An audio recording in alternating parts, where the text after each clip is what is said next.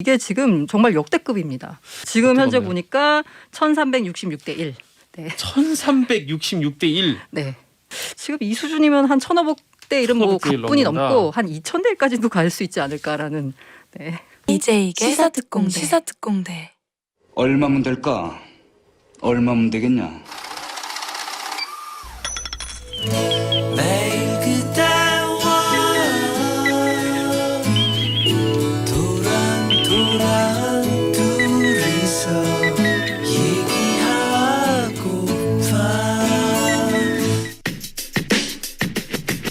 네, 안녕하세요. 블록체인 미디어 조인디 고란이고요. 매일 그대와 도란도란 얘기하고 싶다 뒤에 들린 고란 기자. 도란 기자가 아닙니다. 도란 기자는 나오면 안 되죠. 왠지 약간 도란 기자 같으니까요. 고란 기자, 블록체인 미디어의 고란 기자 나와있습니다. 안녕하세요. 네, 안녕하세요. 가끔 뭐 이름이 조인디냐 뭐 이런 말씀하시는데요. 조 씨의 인디. 그거 아니고요. 이제 조인디는 저희 미디어 이름이고요. 제가 속한 제 이름은 고란입니다. 고란 기자입니다. 자, 이제 앞에서 1시간 동안 우리 종교인들과 함께 굉장히 경건한 이야기를 나눠봤기 때문에 돈 얘기로 바로 들어갑니다. 이 뉴스 보고 사람들이 1번 어떻게 이럴 수 있지 않은 생각이 제일 먼저 들었어. 이게 뭐 네. 맞고 뭐 그 옳고 그르고를 떠나가지고 이게 가능한가? 왜냐하면 우리 은행 가서 대출 내면 뭐 신용으로 얼마 잡혀 있고 아파트로 얼마 잡혀 있고 다 떠서 보이잖아요. 그렇죠. 이 기업은행에서 직원이 76억 원의 셀프 대출을 받아서 부동산 투기를 했다는 뉴스가 사람들을 놀라게 했습니다. 지금 상황이 어떤 상황입니까? 일단 첫 번째로 보자면 은행에서 셀프 대출했다는 얘기는 자기가 대출 심사에서 자기가 대출 승인을 해줬다는 거예요. 그래서 셀프 대출 얘기가 나오고요. 네. 물론 대출 이름이 자기 이름으로 나간 건 아닙니다. 어떻게 나갔냐면요. 그 자신의 아내와 모친 등이 대표이사로 있는 법인 기업 5개를 만들었습니다. 이분 참 꼼꼼하세요. 5개를 만들고 또 개인 사업자로 해가지고요. 법인 기업 5개에선 총 26건에 이제 73억 원어치 아파트 담보대출을 받았고요. 개인 사업자는 3건 받았습니다. 네. 그래서 아까 시작하기 전에도 이게 과연 네, 가능했느냐라는 제가 얘기가 여쭤봤어요. 나왔는데요.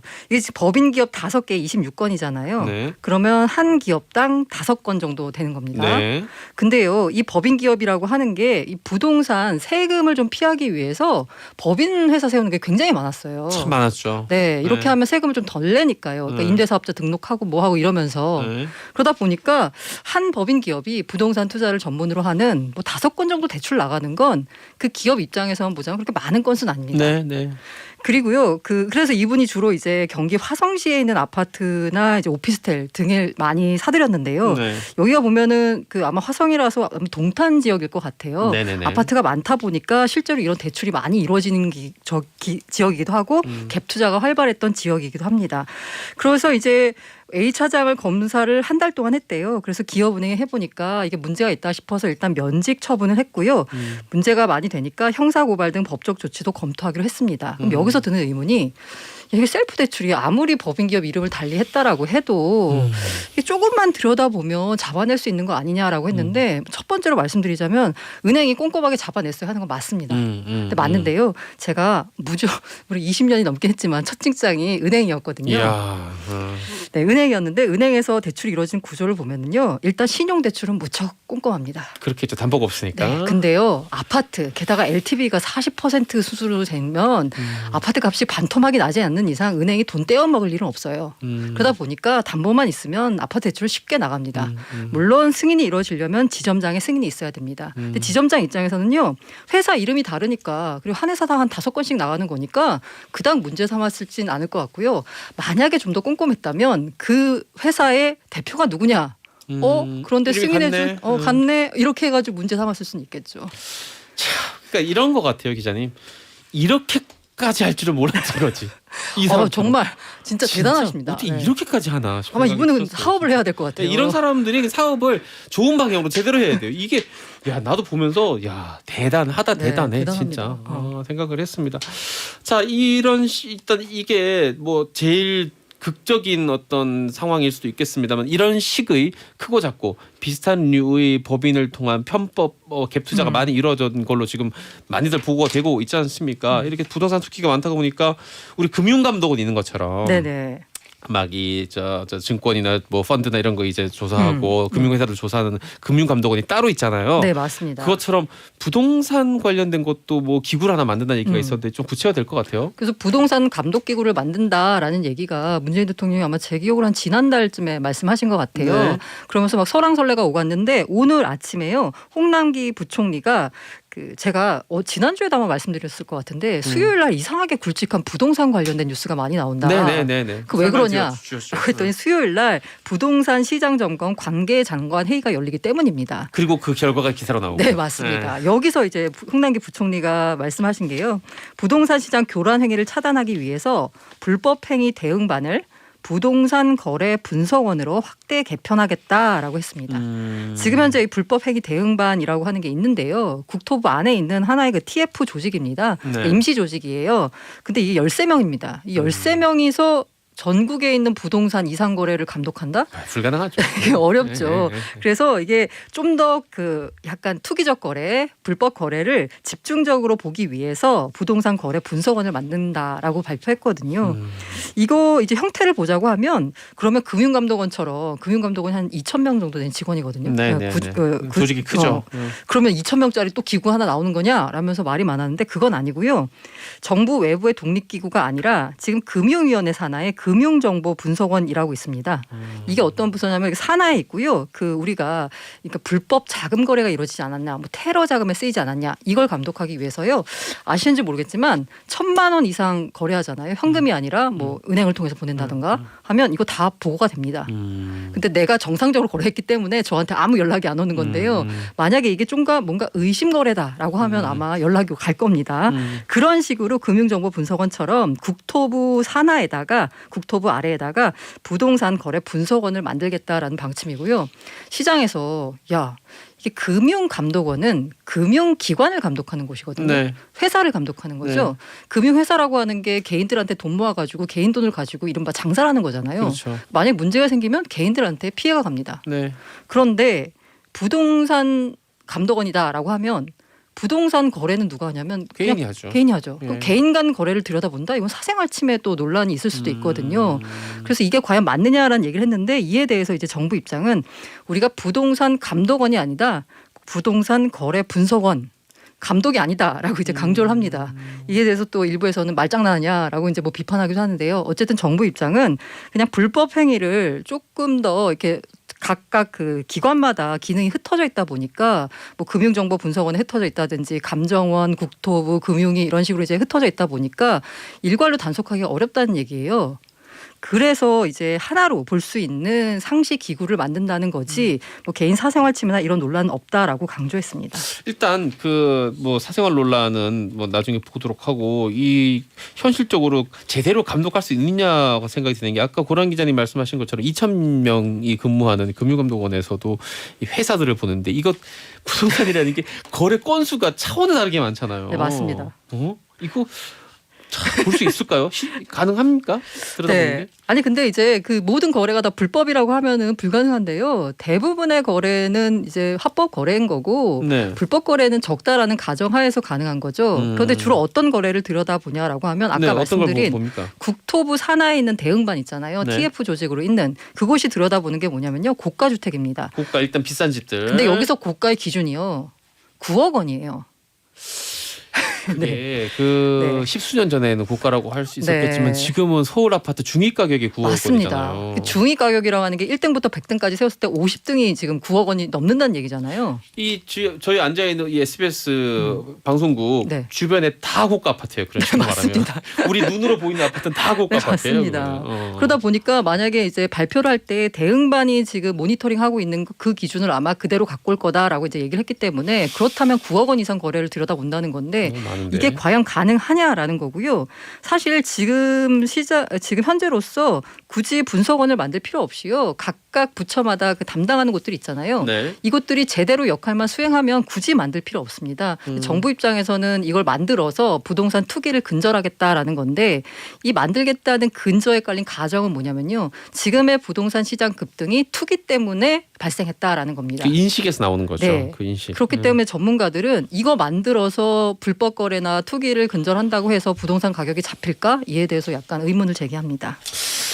그래요. 저도 그 물음표 하나 정도는 추가를 하겠습니다. 왜냐하면 지난번에 계속 추가됐던 정책들이 실제 시장에서 원하는 이 결과를 안 나오고 있는 걸 너무 오랫동안 지켜보고 있다 보니까 이건 역시 이런 기관을 신설한다고 부동산 가격이 잡힐까 하는 의문점은 드네요. 그러니까 이 분석원을 만드는 목적이 그러니까 이른바 나쁜 사람들을 혼내주기 위한 건지 네. 정의는 살아있다 이걸 실현하기 위해서인지 아니면 부동산 가격을 잡기 위해서인지인데 지금 그 이 기관의 형태로만 보자면 정의를 실현하겠다 나쁜 사람들 혼내주겠다는 거거든요. 그런데 이걸 만드는 목적은 밑에 깔고 있는 목적은 부동산 투기를 그러니까 부동산 가격을 잡겠다는 거예요. 그 근저에 깔고 있는 목적과 이 기관이 실제로 할 수 있는 일이 좀 달라서 그러게요. 과연 목표를 실현할 수 있을지 의문입니다. 알겠습니다. 자, 부동산 얘기를 했으니까 이 주식 시장으로 가봅니다. 지금 카카오 게임즈 때문에 난리네. 혹시 들어가 있습니까? 제가 오전에 청약 넣고 왔습니다. 아, 그래도 더 잘 얘기해 줄 수 있겠네요. 넣고 저는 왔다기보다는 클릭 몇 번 하면 됩니다. 네. 넣을까 말까 하다가 그냥 네. 관련된 펀드로 조금 아. 돌렸습니다. 간접 투자로 네. 돌렸는데 일단 지금 청약 경쟁률이 참 뭡니까? 1000대 1?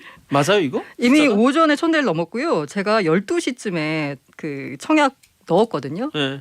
그때 한국투자증권 기준으로 1138대 1이었거든요. 더 높아졌겠네요. 제가 지금 한번 이제 방송하면서 잠깐 보겠습니다. 얼마나 높아졌는지. 어쨌든 이게 지금 정말 역대급입니다. 옛날 바로 옛날이 뭐야? 불과 몇 달 전에 바이오팜이 SK가 네. 엄청난 이 열기를 또 기록을 했었는데 지금 이게 더 하네요. 네, 지금 현재 어떡하면. 보니까 1366대 1. 네. 1366대 1. 네. 아마 이제 원래 이 청약이라고 하는 게요. 와. 마감 시간이 다가올수록 사람들이 막 몰립니다. 그 마치 마감 세일 얼마 남지 않았습니다 하는 사람들 몰린 것처럼요. 지금 이 수준이면 한 1500대 1은 뭐 1500대 1 가뿐히 넘는다. 넘고 한 2000대 1까지도 갈 수 있지 않을까라는. 네. 자, 이거 좀 그 잘 모르시는 분들은 설명을 해주면 네. 이 아직 주식 시장에 안 나온 이 카카오 게임즈라는 회사 주식을 네. 처음에 딱 시작하는 그 가격에 싸게 살 수 있는 기회로 사람들이 이 몰리는 거잖아요. 네네네. 자, 그렇다면 돈을 어느 정도 넣어야 주식을 가질 내 손으로 카카오 게임즈라는 회사 주식을 가질 수 있는 거예요. 사실 이게 이제 처음에 주식이 시장에 상장돼서 거래되는 게 아니라 처음에 이제 상장을 시킬 때 그 가격 이걸 이제 공모 가격이라고 공모가로. 부르거든요. 네. 이 공모 가격을 정하는 게요. 기관들한테서 야, 이 공모가는 얼마 정도를 받았으면 좋겠니라는 조사를 합니다. 이걸 이제 수요 예측 조사라고 하는데요. 네. 그래서 수요 예측 조사를 통해서 그리고 이제 이걸 할 때 이 회사는 우리는 공모 가격을 얼마에 받았으면 좋겠어라고 이렇게 얼마부터 얼마까지 그 예상 밴드라고 하거든요. 네. 공모가 밴드를 적어냅니다. 카카오 게임즈가 적어낸 밴드는요. 2만 원에서 2만 4천 원이에요. 그런데 기관들이 너도 나도 사겠다고 무려 기관 경쟁률도 1,500대 1에 가까웠습니다. 기관들이 보기에 그 정도면 너무 싸지. 네, 맞습니다. 분명히 그거보다 네. 비싸지지라고. 그래서요, 생각한 제가 거 아니에요? 아까 상단이 2만 4천 원이라고 했잖아요. 네. 기관들 가운데 80%가 이 상단을 넘어서는 가격을 써냈습니다. 다시 말해서 더 비싸도 우린 살 거야라고 했거든요. 그 결과 공모 가격은 2만 4천 원으로 정해졌고요. 기관 경쟁률이 이렇게 높으니까 개인들은 오죽하겠어? 그리고 개인들 입장에서는 기관들 수요 예측 결과를 보니까 야, 이거는 분명히 오를 거다. 네. 무조건 먹고 들어가는 거다라고 하면서 시장으로 몰려 들었던 거죠. 이 참고로 이제 사람들이 왜 이렇게 더 열광하냐라고 하면 말씀해주신 그 SK 바이오팜 때문이거든요. 네, 한번 봤죠 우리가. 봤죠요. 두 눈으로 똑똑히 봤죠. 네, SK 바이오팜에 몰린 청약 증거금이 31조였거든요. 참 돈 많아 보면 네. 다 어디 있는 거야 돈이. 근데 아까 11시 기준으로 이미 35조 넘었거든요. 네. 이미 깼습니다, 기록. 아마 업데이트 하면은 뭐 60조 찍지 않을까 뭐 이런 예상도 막 나오고 있는데 대충 한 50조 원저리까지는 갈 것 같아요. 청약 증거금이.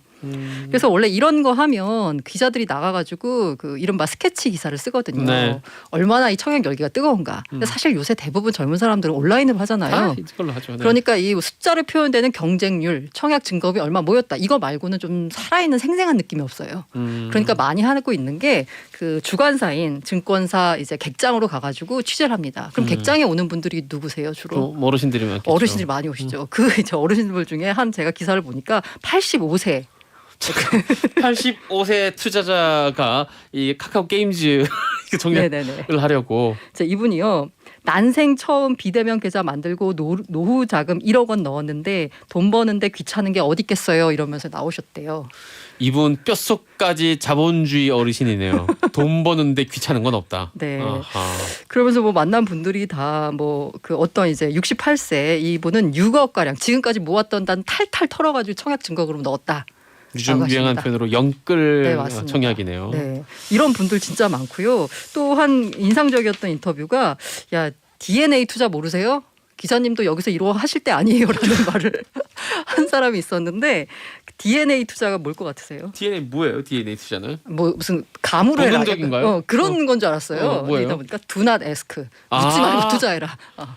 묻지도 따지지도 말고. 이거군요. Do not ask 주말 DNA. 네, 여기서 DNA 투자를 해야 된다라고 했고요. 실제로 뭐 제가 말씀드린 대로 돈이 많이 모였고요. 이게 약간 짐작할 수 있었던 게요. 이 청약을 하려고 대기하고 있는 자금이라고 볼 수 있는 그 지표를 볼 수 있는 게 증권사 예탁금입니다. 네. 이게 이제 주식 투자 하려고 하는 건데 갑자기 이게 최근에 늘었어요. 왜 늘었을까를 보면 요거 하려고. 하려고. 네. 그게 8월 31일 기준으로 60조 원을 넘었습니다. 역대 최고 찍었고요. 그리고 증권사 예탁금은 이자가 안 나옵니다. 그런데 증권사 CMA 계좌는 뭐 조금이라도 나오죠. 이자가 하루라도 나오거든요. 붙죠. 근데 이 증권사 CMA에서 예탁금 계좌로 옮기는 건요. 클릭 한 번이면 되고요. 네. 어떤 증권사의 경우는 자동으로 옮겨주는 뭐 그런 기능도 있습니다. 여기 그 CMA 계좌가 60조 9,600억 원으로 역시나 사상 최고를 찍었습니다. 다들 어떻게 돈들이 그렇게 다들 지금 우리 그 제작진하고 제가 가끔 눈이 맞추고 있는데 나도 저 많은 돈은 다 어디 있지 하는 표정 드립니다. 그렇죠. 근데 나만 없죠. 근데 여기서 이제 제일 궁금한 게 그거죠. 그럼 도대체 1억 넣으면 얼마 버는 거야? 그래요. 아까 그 제가 물어본 게 그거예요. 그럼 1억 넣으면 몇 주나 가지고? 만약에 제가 아까 이 경쟁률이 지금 1,300대 1이다. 네. 그러면 아까 마감하면 더 몰리잖아요. 4시까지 청약 가능하거든요. 감안하면 1,500대 1 정도 나옵니다. 정도로 잡고 보수적으로. 네, 보수적으로. 근데 만약에 그러면 한 6주 나옵니다. 그러면 네네. 25,000원 곱하기 6이면 한 15만 원, 15만 원 어치? 그래서 제가 이거 약간 2,000대 1로 계산을 한번 해봤어요. 그랬더니 2,000대 1로 만약에 계산이 되면 이제 4주를 받을 수 있고요. 그렇게 되면 그 이게 이른바 따상을 하면 따상이라 하면 상장되자마자 그 상장 시초가는 상한가, 네. 시초가는 어떻게 결정이 되냐면 공모 가격의 2배에서 네. 마이너스 50에서 2배까지 결정이 될 수 있습니다. 어허. 그러니까 거기에서 이제 3번 상한가 맞고 처음에 시작을 2배로 시작한 다음에 그날 30% 상한가. 요거 이제 따상이라는 표현을 쓰는데요. SK 바이오팜이 따상을 따상했죠. 했죠. 네. 네. 그래서 만약에 그렇게 따상을 하게 돼서 만약에 내가 그날 판다. 그 상한가에 판다라고 네. 치면은 1억 넣으면 수익금이 15만 3,600원 생깁니다. 돈 버는데 귀찮은 게 어디 있겠습니까? 이게 하여튼 그 수익금을 어르신이 이렇게 벌 수 있다는 거죠. 아무 노력도 안 하고 벌면은 나쁘지 않은데요. 다만 1억을 넣었는데 이거밖에 못 버니까 조금 안타깝고 참고로 제가 SK 바이오팜도 했었거든요. 근데 그때는 경쟁률이 한 350대 1이었습니다. 그것도 엄청난다고 했죠. 네, 그래서 저도 꽤 짭짤한 수익을 거뒀습니다, 사실. 근데 이번에는 별로 못 거둘 것 같아요. 알겠습니다. 제가 그 SK 바이오팜 상장할 때 그렇다면 난 본주에 투자하겠다. 오. 그래서 낭패를 본 1인입니다. 그게 상장 직전까지 올랐다가 상장하고 나서 떨어진 걸로 알고 지금도 있는데. 계속 떨어지고 있어요. 네, 네. 보여드릴까요? 얼마나 떨어졌나? 알겠습니다. 여러분 투자는 개인의 책임이고요. 우리 모두 네, 성인이니까 맞습니다. 네. 책임 있는 투자, 무책임한 투자, 관심법 투자 모두 안 됩니다. DNA 투자 매우 위험하고요. 자 짧게 테슬라 네. 얘기 좀 해보겠습니다. 테슬라요. 이거 테슬라 여기도 이거 여기 미쳤습니다. 정말 이건 미친 정도가 네. 아니라 이럴 수가 있나요? 비트코인인가요? 뭔가 이거? 비트코인보다 더한데요. 올해만 테슬라가 5배 올랐어요. 그리고 야. 테슬라나 애플이나 액분을 했거든요. 액면 분할해서 분할. 그냥 똑같습니다. 근데 주식이 너무 비싸니까 개인들 사기 힘드니까 쪼개서 파는 거거든요. 네. 근데 테슬라의 경우에는 우리가 그런 얘기 들어보셨어요? 천슬라, 네. 이천슬라 네. 뭐 들어봤죠. 그때 1,000 넘을 때 네. 너무 비싸다. 네. 2,000 넘을 때 너무 비싸다. 그래서 너무 비싸서 이제 못 사니까 이거를 5주로 쪼갰거든요. 네. 그런데 불구하고 500불에 가깝습니다. 쪼개는데도. 쪼갰는데도 이 500불이 어떤 가격이냐면 지난해 테슬라 뭐 위험하다 뭐 여러 가지 말 나왔을 때 $300까지 떨어졌었어요. 분할하기 전에. 네. 근데 지금 분할해서 $450 안팎입니다. 인생은 알 수 없고 주식은 더더욱 알 수 없습니다. 왜 이 충격적이냐면 저는 그렇다고 테슬라가 시가총액이 뭐 작냐 어마어마하게 지금 어마어마하죠. 네. 도요타 지금 아휴, 세계에 있는 자동차 회사들을 합친 거 전부 합친 네. 것만큼 이 거대한 덩치가 이렇게 오르고 있는 그 거예요. 덕분에요. 그래서요. 그 일론 머스크 CEO가요. 세계 3위 부자에 올랐습니다. 그분 저 미국 그 지방 라디오 방송 나와가지고 막 대마초 피고 이러던 게 엊그제 같은데 네, 네 맞습니다. 세계 3위 부자가 됐다. 네. 자 오늘 그 고란 기자님과 정말 이 돈 얘기 한번 실컷 해봤는데 평들이 좀 씁쓸합니다. 오현정님 와우 나만 세상 모르고 일만 하고 사나 보네요 유유했는데 아니요 이게 맞습니다. 이렇게 열심히 일해서 번 돈이 더 보람이 있죠 라고 말하면서도 우리 씁쓸해지죠. 3556님도 와 나만 빼고 돈 참 많다. 이은경님도 유유 그 많은 돈이 나한테는 안 보이네. 알겠습니다. 자 다음 주에도 돈 얘기 좀 해보죠. 고란 기자님. 네, 감사합니다. 고맙습니다. 자 이제 시사 특공대 내일 12시에 잭디 EJ PD 다시 돌아옵니다. 고맙습니다.